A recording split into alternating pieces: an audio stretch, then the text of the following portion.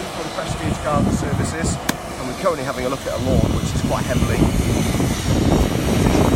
thatch moss. Now, Alex, why don't you come with me a second and have a look at the ground.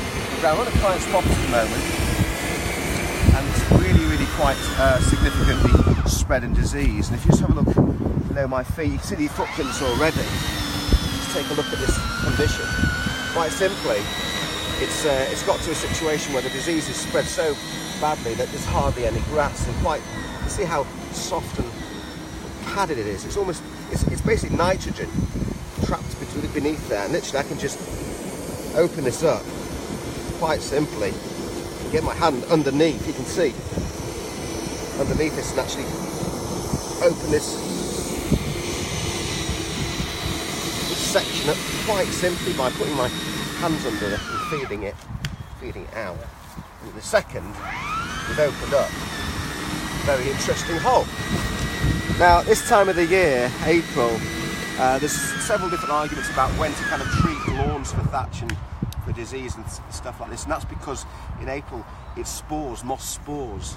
So with the rain that we're getting at the moment, it's not really hitting down into the soil to generate new growth in regards to cultivating grass seedlings.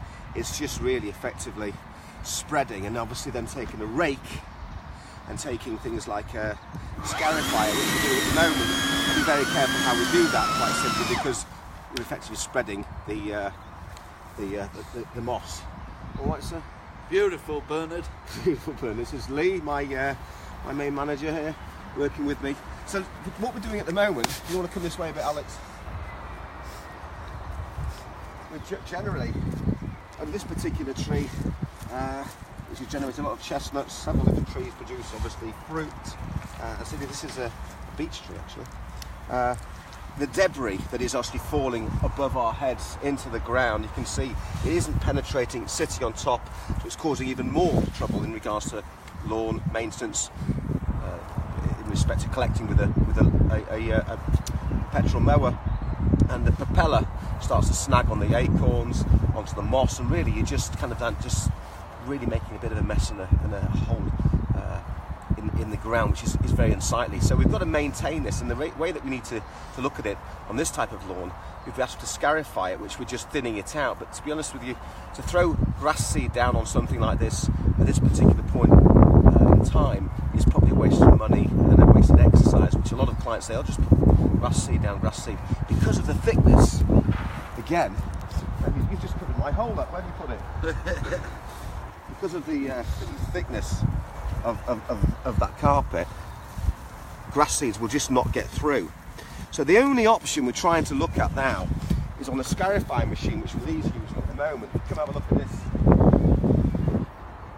It's almost like vertical drainage. So we're now kind of opening up, but we're just in a test area here at the moment, and even with this, it's still not really making a deep enough cut, even on its lowest section, to get into the soil, the seeds to drop in, and the seeds will fall on top of the grass, raised with the water and the wind.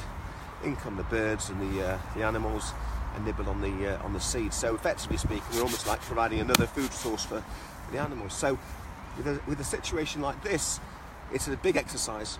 It needs to be completely removed, and for the soil then to be treated in respect to aerated, holotined, potentially vertical drained, and then look at potentially, in that particular process, I'd say probably 90% of the moss will be removed.